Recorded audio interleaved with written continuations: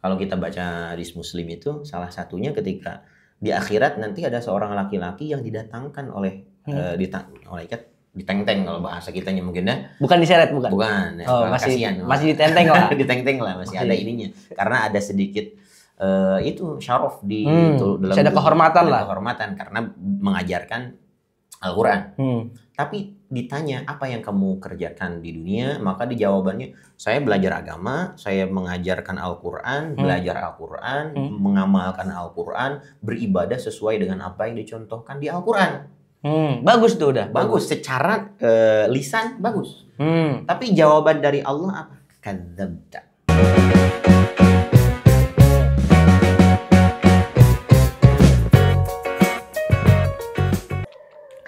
Assalamualaikum warahmatullahi wabarakatuh. Waalaikumsalam warahmatullahi wabarakatuh. Kang, punten. Biasanya kita ini mengawali podcast dengan pantun. Izin ngepantun. Boleh. Boleh. Tolong dicakepin ya. Siap. Beli paku ke pasar minggu. Cakep. Bukannya beli paku, malah beli palu. Cakep. Wahai para penonton dari minggu ke minggu, semoga kalian sehat selalu. Berbakat nih. Berbakat. Sering latihan aja. Habis nyiapin tadi, Kang. Iya. Ya, teman-teman, jadi alhamdulillah di podcast Q-Time kali ini kita kehadiran Kang Rifi. Punten, Kang. Gimana kabarnya, Kang? Alhamdulillah sehat ya, Kang? Alhamdulillah. Beliau ini termasuk senior mahasiswa Al-Azhar, senior kita. Udah berapa tahun, Kang, di Mesir, Kang? Alhamdulillah, maba sih. Maba apa tuh? Mahasiswa Bari. Kelamaan. 10 tahun ya, Kang? 10 tahun. 10 tahun. Jadi beliau sudah 10 tahun di Mesir. Sudah sangat lama ya? Sangat lama. Tapi tetap muda. Tetap muda. Oke. Kang Rifi berarti sekarang lagi S2? Iya. Alhamdulillah sedang proses penyelesaian S2 insyaallah. Penyelesaian S2. Mari kita doakan teman-teman semoga segala urusan Kang Rifi dimudahkan. Amin. Terima kasih, Kang Rifi ini juga alhamdulillah sudah menyelesaikan qiraat Asroh, Sugro, dan Kubro ya, Kang. Serta sudah selesai. Arba Syawal. Insyaallah baru selesai belajar tapi harus tetap belajar meneruskan. Iya. Insyaallah. Oke. Juga beliau pernah menjadi wakil ketua JKH. Ya, waktu masih muda. Berarti udah nggak muda sekarang. Tambah muda. Tambah muda. Soalnya di surga tidak ada menua ya. Allah. Masya Allah. Jadi kali ini kita akan membahas tentang penghafal Quran dan juga bagaimana kita menyikapi dunia, gitu ya, Kang? Masya Allah, temanya nih ya. Jadi, Kang, kita punya pertanyaan gini, Kang. Kita nih sebagai penghafal Quran nih, seyogianya atau sebaiknya bagaimana kita memandang dunia? Gimana menurut Kang Rifi? Pandangan penghafal Quran terhadap dunia berarti ya? Iya. Masya Allah. Pertama tentu pandangan secara umum kaum muslimin juga sebetulnya harusnya seperti itu. Makanya orang yang menghafal Al-Quran itu kan sejatinya ingin mengamalkan Al-Quran. Dan pelantara salah satunya itu ya kita satu belajar baca, kedua ya berusaha supaya istiqomah continue, berarti kan salah satunya menghafal. Supaya lisan, darah, nafas kita semuanya isinya Al-Quran. Tapi kan tidak cukup di situ. Ada belajar ilmunya, maknanya, penafsirannya, dan pengamalannya. Maka pandangan seorang penghafal Al-Quran terhadap dunia tentu harus berdasarkan landasan-landasan Al-Quran. Dan memang karena seperti itulah yang diajarkan oleh Nabi. Seperti ya hadisnya masyhur di kita ketika Nabi ditanya bagaimana perilaku yang dicontohkan oleh Nabi kan kana khuluquhu Al-Quran kan begitu. Berarti kita juga penghafal Al-Quran walaupun yang belum hafal semuanya harus seperti itu. Ya seperti misalkan contohnya memandang dunia ya kita lihat seperti misalkan di dalam Al-Quran kan i'lamu annamal hayatud dunya la'ibun wa lahun. Kalau di hadis di perspektif yang lain, wa mal hayatud dunya illa mata'ul ghurur, wa mal hayatud dunya illa lahun wa la'ib. Itu ya. Nah, itu berarti perspektif kita sebagai penghafal Al-Qur'an tuh harusnya memandang dunia ini adalah sebagai mazra'ah. Sebagai ladang untuk kedepannya, yaitu kehidupan akhirat yang lebih baik. Tapi jangan lupa juga bahwa kita hidup di dunia butuh bekal. Makanya di surah yang lain, wala tansa nasibaka minad dunya. Berarti artinya keseimbangan antara kehidupan di dunia dengan akhirat itu adalah penting. Bagaimana kita sukses bertani, ya pupuknya harus bagus, airnya bagus, benihnya bagus, maka hasilnya juga bagus. Maka dunia dan akhirat itu kan doanya, dunianya baik, akhiratnya baik. Ya, perspektif Al-Quran dalam memandang kehidupan dunia seperti itu. Harus seimbang. Bagaimana mungkin ya hasilnya bagus, panennya bagus, tapi pupuknya nggak bagus, prosesnya nggak bagus. Maka di dunia hanya harus bagus, di akhiratnya juga harus bagus. Sudut pandang kita ya harusnya demikian gitu ya, walaupun kita masih terus berproses terkait itu. Berarti harus seimbang ya? Harusnya seimbang. Harus seimbang. Nah, kan ngomongin untuk seimbang tuh kan agak sulit ya. Maksudnya nggak mudah lah. Kira-kira nih ada nggak tips-tips khusus supaya dia biar kita bisa seimbang dan tidak berlebihan di salah satunya? Supaya tidak berlebihan di salah satunya itu tadi kembali ke awal, harus paham apa yang kita hafal. Makanya kita penghafal Quran tidak hanya menghafal teks. Untuk apa teks dihafalkan tapi tidak difahami dan diamalkan? Makanya bagaimana supaya seimbang, ya kita tetap belajar. Ya, belajar. Kuncinya yang itu yang mempelajari isi dari Al-Quran. Ya kalau kita faham Al-Quran, memahaminya dengan betul, maka insya Allah mudah untuk mengaplikasikannya. Nah kan kasus-kasus yang orang-orang yang tidak bertanggung jawab padahal mereka itu hafal Al-Quran, seperti yang membunuh Sayyidina Ali, Sayyidina Utsman, Umar bin Khattab, itu kan mereka semuanya penghafal Quran. Siangnya jihad, malamnya qiyamul lail, ngaji, tapi pemahamannya rusak. Maka penghafal Quran juga belum tentu selamat. Maka pemahaman itu penting. Apalagi zaman sekarang, takfiri, padahal hafal Quran, mengkafirkan, menghalalkan darah orang lain, sesama muslim, hatta non muslim kan tidak serta merta harus dihalalkan darahnya.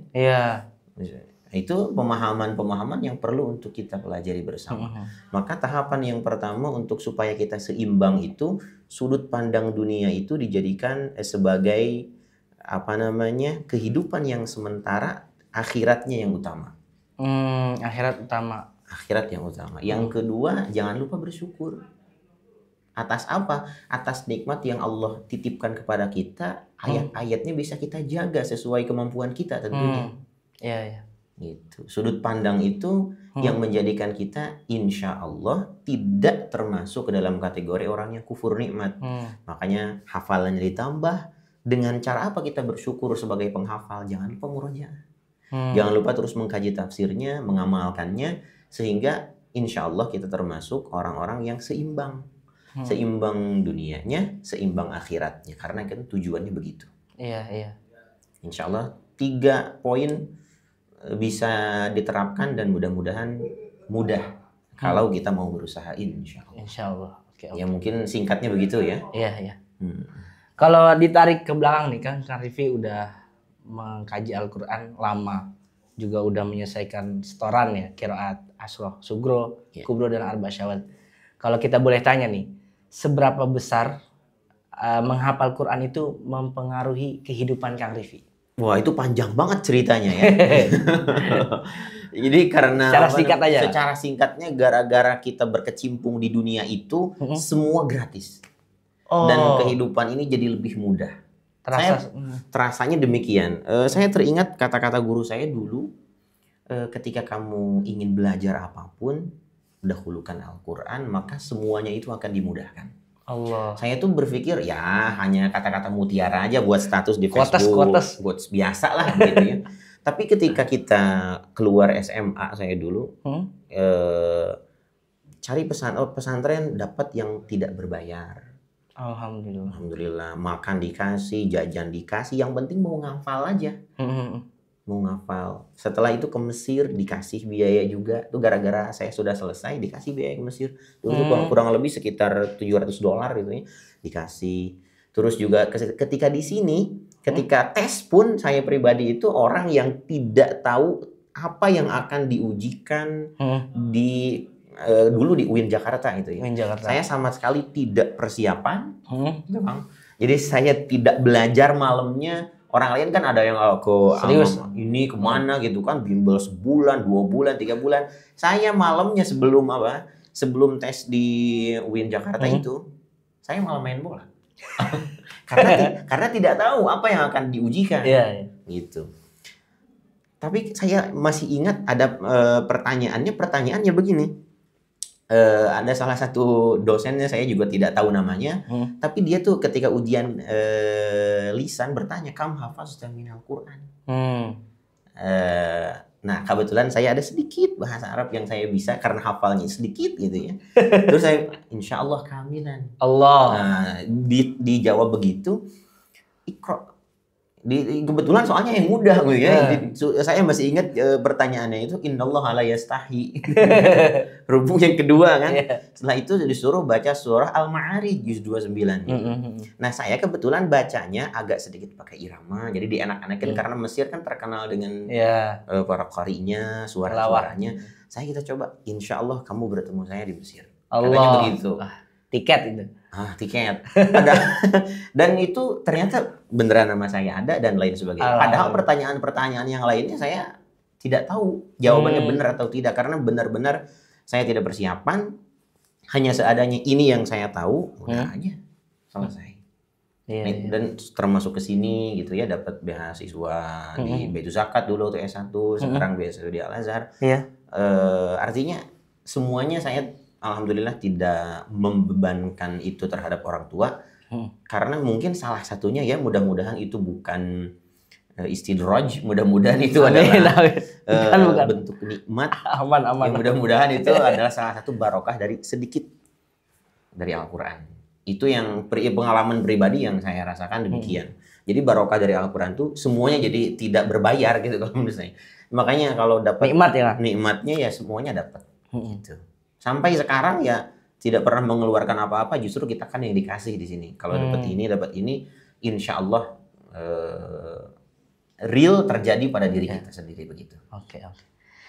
Kalau untuk ini Kang, kan menghafal Quran kan secara umum ya bagus ya, sangat bagus sekali. Tapi gimana jika kita menghafal Quran tuh untuk tujuan-tujuan tertentu, seperti untuk ya mengincar beasiswa atau untuk ya mungkin kesannya itu tujuan-tujuan duniawi. Walaupun mungkin tidak sepenuhnya seperti itu gimana Kang Arif?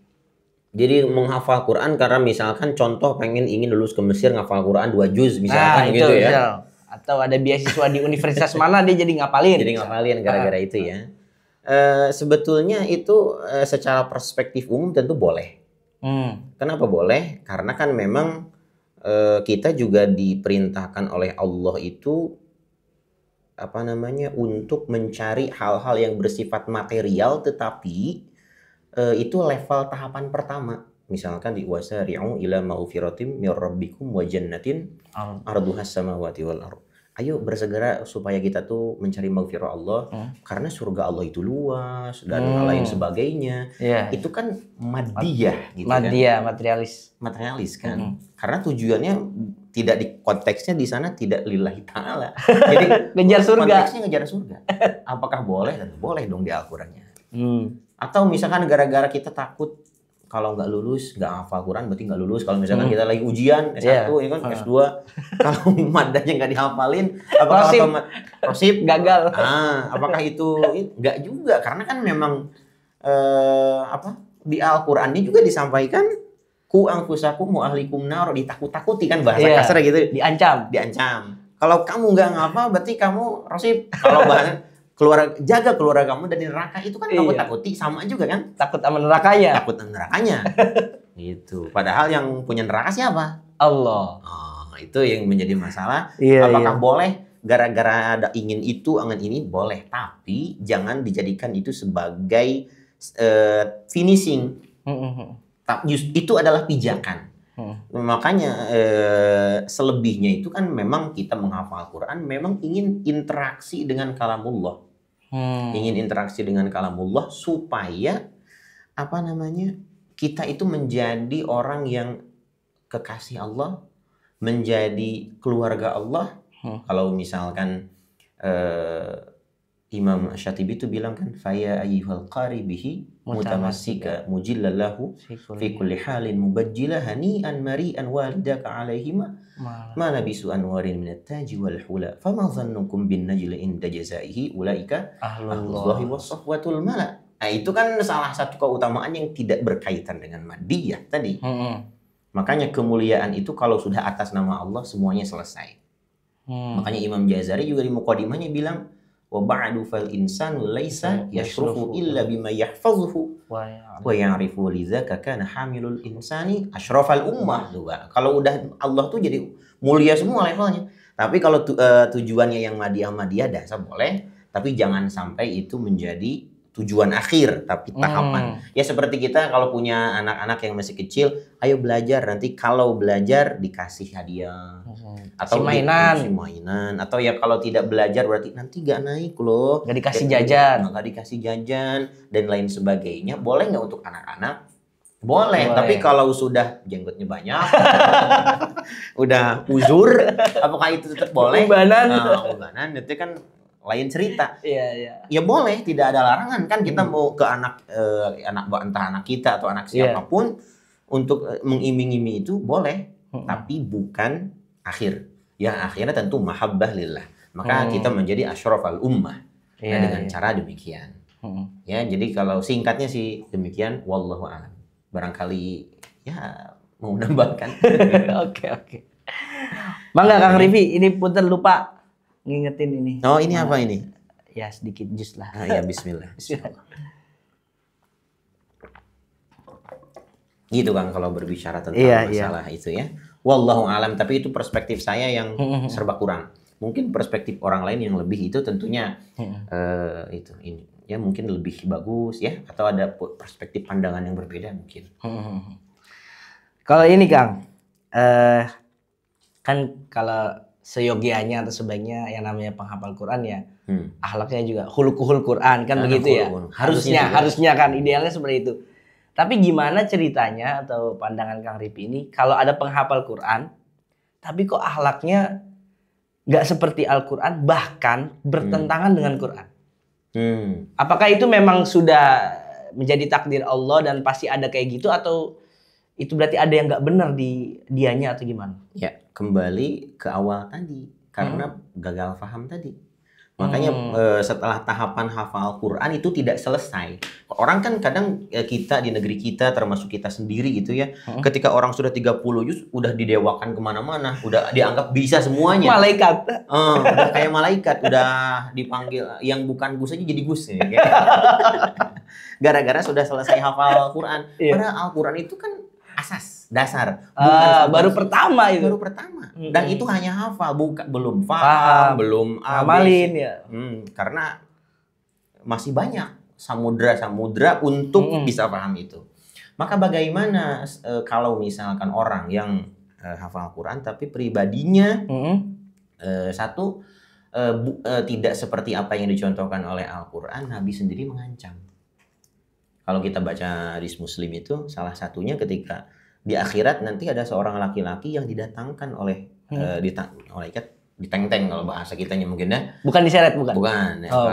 Masih ditenteng lah. Ditenteng lah, masih ada ininya. Karena ada sedikit itu syaraf di dalam ada kehormatan lah. Kehormatan karena mengajarkan Al-Quran.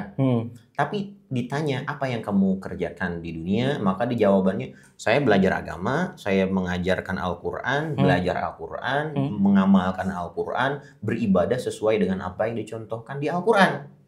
Bagus tuh udah. Bagus secara lisan bagus. Tapi jawaban dari Allah apa?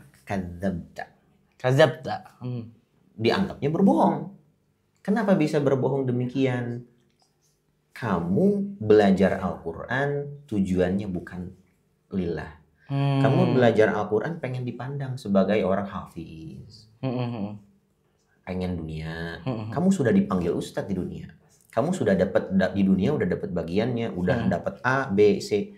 Maka diseret menjadi apa? Ahlun nar gara-gara Ya itu. Allah. Karena niatannya yang tidak baik. Maka dari awal orang yang berperilakunya tidak sesuai dengan Al-Quran diancam oleh Al-Quran itu sendiri, oleh Allah Subhanahu wa Ta'ala yang memiliki Al-Quran. Termasuk bagaimana berperilaku dengan Al-Quran tuh satu, menjaga hafalannya juga. Ya. Yang kedua, terus istiqomah belajarnya, berusaha menerapkannya. Itu kan semuanya bagian dari ikhtiar kita supaya kita tuh jadi kayak tadi. Karena khuluquhul Quran tuh begitu. Jadi prosesnya lagi ya. Prosesnya, keistiqomahannya dijaga, kesabarannya, kesusahannya. Kita kan kadang ayat-ayat yang mutasyabihat itu susah. Laibun dulu apa lahun dulu, lahun dulu apa laibun dulu. Tabariyat. Kan itu sesuatu yang butuh sabar, butuh apa namanya keistiqomahan, konsisten. Nah, ketika yang bersangkutan berarti kan kalau tidak sabar, tidak konsisten, tidak sabaran, hafalannya pengen lancar tapi ikhtiarnya tidak maksimal, apakah itu termasuk bertentangan dengan Al-Quran? Mudah-mudahan itu hanya godaan manusia ya. Mudah-mudahan. Tapi setidaknya ya memang kita harus ada ikhtiar. Makanya pentingnya kita sharing, bertanya kepada teman, apalagi senior sama masyayikh di sini, supaya kita ya tidak keluar dari zona apa yang seharusnya kita tempuh sebagai orang-orang yang berada di dalam ruang lingkup penghafal Al-Quran. Karena dari namanya stigmanya udah positif. Iya. Stigmanya udah positif. Jadi kalau dalam tanda kutip bertentangan, takutnya kita malah barisan orang-orang yang gagal paham terhadap Quran, barisan Ibnu Muljam, barisan orang-orang yang murtad gitu kan. Mereka kan semuanya banyak yang hafal Quran juga. Kita takutnya begitu. Iya. Maka mudah-mudahan keistiqomahan itu ya bisa menjadikan kita lebih baik, insya Allah. Oke. Iya. Ya kurang lebihnya demikian, Kang. Siap. Mungkin selanjutnya ini kita udah ngobrol hampir setengah jam. Mungkin ini untuk closing statement juga sekalian kita minta saran-saran dari Kang Rify untuk kita yang lagi proses menghafal ataupun yang sudah selesai menghafal, supaya kita tuh bisa sampai ke sosok yang tadi khuluquhul Quran. Ya. Mangga Kang Rify. Closing statement nanti kan. Agak panjang jawabannya juga. Agak panjang juga nggak apa-apa. Karena proses satu ya seperti tadi kita dari guru saya pribadi sering menasihatkan ketika proses belajar, terutama ketika menghafal Quran, satu harus ada yang dinamakan al-juhd. Jadi kesungguhannya memang harus dipertanyakan. Jadi kesungguhan ini dalam tanda kutip keistiqomahan menghafalnya, keistiqomahan nambahnya, murajaahnya, setorannya termasuk ke dalam kategori juhudnya itu. Termasuk itu yang paling kunci pertama. Karena kalau sudah tidak ada juhud, tidak ada istiqomah, tidak ada semangat, pasti enggak. Karena alasannya banyak, A, B, C, musim panas kepanasan, musim dingin kedinginan, nggak ada ujungnya. Karena juhudnya nggak ada tuh. Iya. Yang kedua, yaitu tadi, jangan berhenti di situ.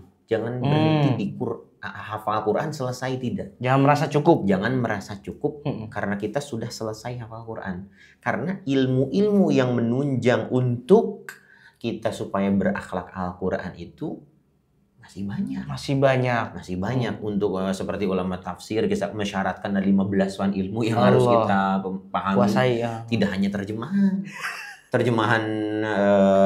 kadang kemenag banyak yang salah, terus kitanya juga nggak tahu artinya, ya akhirnya taklid lagi. Efeknya begitu, karena kedua poin, jangan sampai kita berhenti di hafal Quran, tapi belajar mana ilmu-ilmu yang menunjang supaya kita tuh paham Quran. Yang ketiga, yang terakhir, harus berusaha ikhtiar sedikit-sedikit untuk mengamalkan. Karena kalau tidak diamalkan, takutnya kita termasuk ke dalam kategori kabura maqtan indallah an taqulu ma la taf'alun. Takutnya demikian. Nah, maka supaya tidak termasuk ke dalam kategori kabura maqtan itu ya, maka harus ada ikhtiar. Apa yang saya tahu, maka ikhtiarkan, amalkan walaupun tidak banyak, sedikit. Makanya kan kalau kita baca hadis para sahabat tidak pernah nambah ayat lebih dari 5, lebih dari 10 sebelum diamalkan. Dikit-dikit lah. Sedikit-sedikit tapi konsisten. Maka 3 poin itu yang perlu untuk kita sadari bersama supaya mudah-mudahan kita minimal di barisan kana khuluquhul Quran lah. Allah, kita belum termasuk kana khuluquhul Quran, minimal di barisannya lah, nempel-nempel. Proses lah ya. OTW gitu. Minimal kita termasuk orang-orang yang berusaha. Kan kita akan dikumpulkan dengan orang yang kita cintai ya. Yang kita sukai, yang kita cintai, yang kita pedomi. Ya, dengan kita barisannya di barisan para nabi, para rasul. Amin. Kalau sekarang generasinya adalah ulama-ulama yang rabbani, kita ikut aja di belakang. Walaupun enggak, ya mudah-mudahan kecapratan berkahnya ya. Nah, itu mungkin sedikit bukan saran sih sebetulnya untuk diri kita bersama. Mudah-mudahan ke depannya lebih baik. Begitu Kang. Allah. Jadi teman-teman, kita kurang lebih setengah jam kayaknya. Setengah jam ya? Nggak terasa nih ya. Lagi kayaknya lebih seru. Alhamdulillah. Padahal udah pegel nih. Gitu. Masih muda kan? Masih muda ya. Jadi teman-teman, kita udah mendengarkan tadi dari Kang Rifi. Kang Rifi lagi S2 jurusan tafsir ya? Tafsir. Dari Kang Rifi, apa yang tadi beliau sampaikan tentang pengalaman beliau mengaji Al-Quran di Mesir, juga bagaimana pendapat dan pandangan beliau tentang bagaimana harus kita menyikapi dunia ini, terlebih kita sebagai penghafal Quran, dan bagaimana penghafal Al-Quran seyogianya memandang dunia, juga tahap-tahap atau step-step tadi yang bisa kita lakukan untuk dapat menyikapi dunia atau kehidupan ini dengan baik dan benar ya. Ya Rob. Mudah-mudahan. Semoga apa yang disampaikan Kang Rifi tadi bermanfaat dan berkah bagi kita semua yang nonton dan yang mendengarkan. Amin. Juga khususnya semoga ilmu, pengalaman dan wawasan yang disampaikan Kang Rifi tadi menjadi wasilah kemudahan segala urusan Kang Rifi. Amin ya Rabbal S2 ya Kang ya? Amin.